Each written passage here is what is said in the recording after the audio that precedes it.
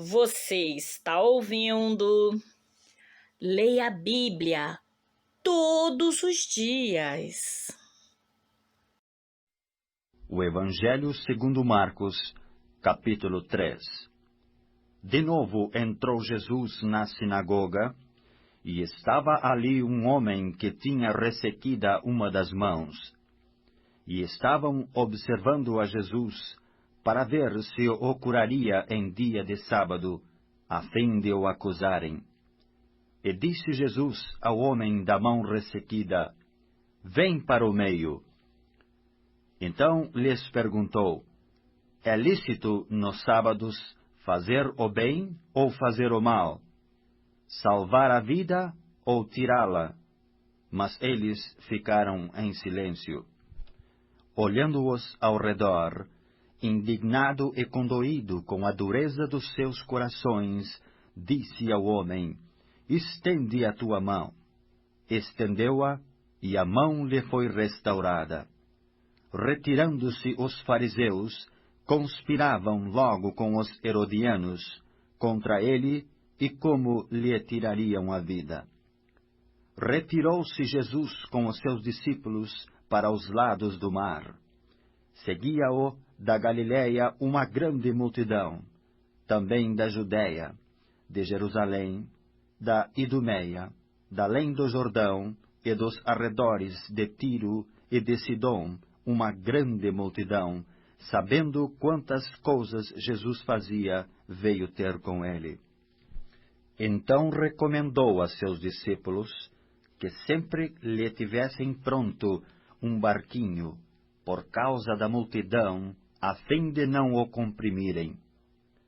Pois curava a muitos, de modo que todos os que padeciam de qualquer enfermidade se arrojavam a ele para o tocar. Também os espíritos imundos, quando o viam, prostravam-se diante dele e exclamavam: Tu és o Filho de Deus.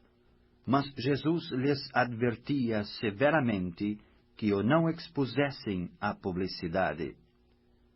Depois subiu ao monte e chamou os que ele mesmo quis, e vieram para junto dele. Então designou 12 para estarem com ele e para os enviar a pregar, e a exercer a autoridade de expelir demônios. Eis os 12 que designou: Simão, a quem acrescentou o nome de Pedro, Tiago, filho de Zebedeu, e João, seu irmão, aos quais deu o nome de Boanerges, que quer dizer filhos do trovão, André, Filipe, Bartolomeu, Mateus, Tomé, Tiago, filho de Alfeu, Tadeu, Simão, o Zelote, e Judas Iscariotes, que foi também quem o traiu. Então ele foi para casa. Não obstante, a multidão afluiu de novo, de tal modo que nem podiam comer. E quando os parentes de Jesus ouviram isto, saíram para o prender, porque diziam: Está fora de si. Os escribas, que haviam descido de Jerusalém, diziam: Ele está possesso de Belzebu, e é pelo maioral dos demônios que expele os demônios. Então, convocando-os, Jesus lhes disse, por meio de parábolas: Como pode Satanás expelir a Satanás? Se um reino estiver dividido contra si mesmo, tal reino não pode subsistir. Se uma casa estiver dividida contra si mesma, tal casa não poderá subsistir. Se, pois, Satanás se levantou contra si mesmo e está dividido, não pode subsistir, mas perece. Ninguém pode entrar na casa do valente para roubar-lhe os bens, sem primeiro amarrá-lo, e só então lhe saqueará a casa. Em verdade vos digo que tudo será perdoado aos filhos dos homens, os pecados e as blasfêmias que proferirem. Mas aquele que blasfemar contra o Espírito Santo não tem perdão para sempre, visto que é o réu de pecado eterno. Isto porque diziam, está possesso de um espírito imundo. Nisto chegaram sua mãe e seus irmãos, e tendo ficado do lado de fora, mandaram chamá-lo.